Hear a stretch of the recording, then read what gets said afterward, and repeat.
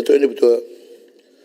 Kerajaan melaksanakan beberapa langkah jangka masa pendek untuk melindungi kehidupan dan punca pendapatan serta kesan pandemik COVID-19 kepada semua lapisan masyarakat termasuk dari kalangan B40.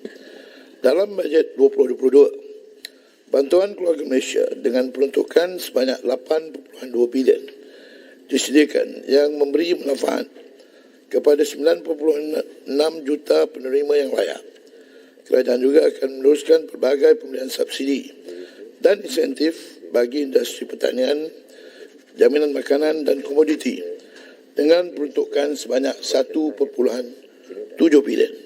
Program-program kebajikan sosial tersebut seperti pindahan wang tunai adalah berdasarkan kepada keperluan kepada kumpulan sasaran yang layak.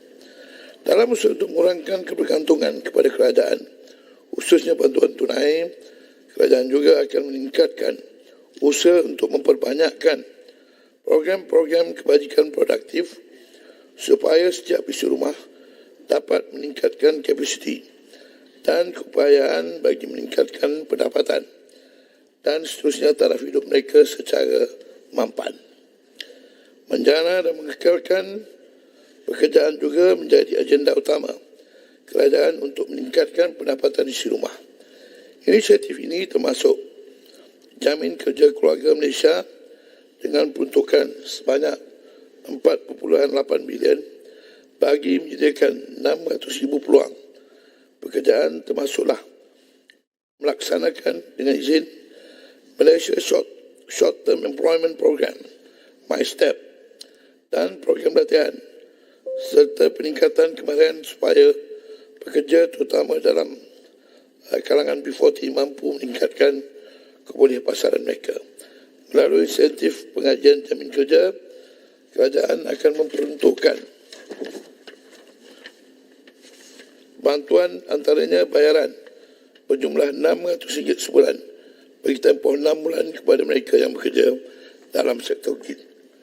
Kerajaan menyediakan berbagai skim pinjaman, pembiayaan, perniagaan dan pembiayaan alternatif untuk memenuhi keperluan perniagaan, terutama perniagaan informal serta perusahaan mikro, kecil dan sederhana kepada isi rumah yang terkesan teruk akibat COVID-19.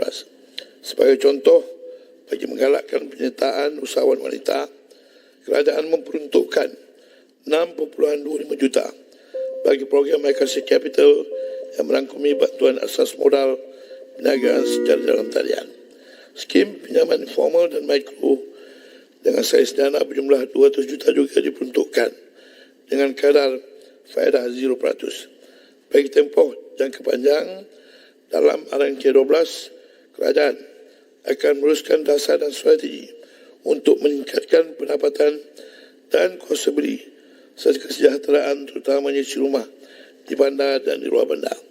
Akhir sekali, kerajaan percaya bahawa strategi dan inisiatif di atas terutamanya melalui program kebajikan produktif dapat meningkatkan pendapatan dan mengurangkan kebergantungan rakyat kepada bantuan tunai daripada kerajaan, di samping menangani cabaran semasa dan masa hadapan termasuk impak pandemik COVID-19. Sila Lenggong, soalan teman pertama. Betul. Saya nak merujuk kepada kenyataan pengarah eksekutif Sekretariat Majlis Tindakan Ekonomi Tan Sri Datuk Dr. Azlan Ghazali. Dia menyebut bahawa jurang pendapatan bagi golongan kaya dan miskin di negara ini semakin melebar. Susulan golongan berpendapatan rendah B40 hanya memperoleh 16% daripada kek ekonomi negara. Jadi berdasarkan kepada kenyataan itu, golongan B40 hanya memperoleh 16%. Saya sebutkan tadi.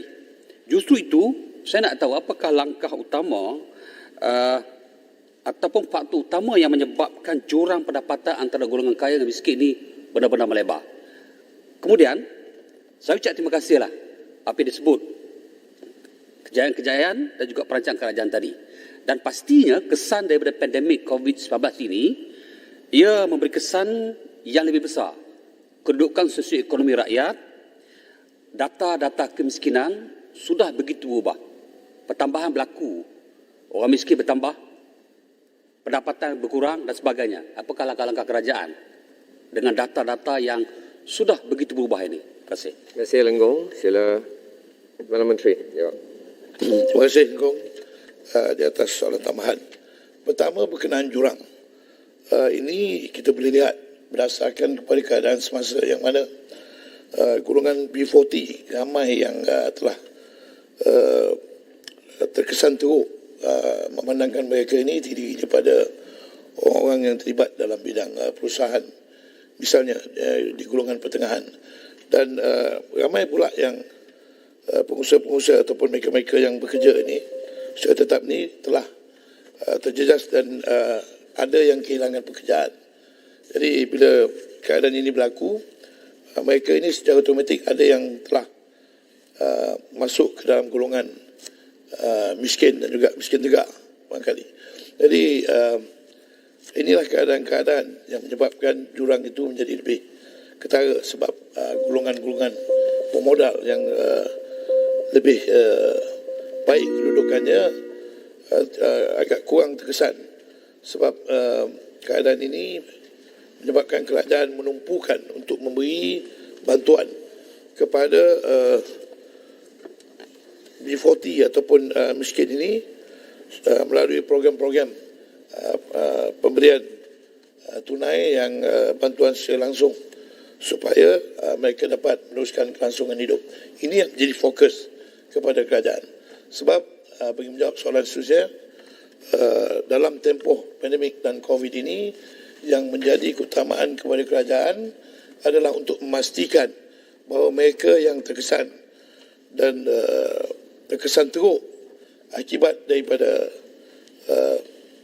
pandemik COVID ini perlu mendapat bantuan dan menerima bantuan secara langsung sama ada dalam bentuk bantuan tunai ataupun komoditi daripada kerajaan.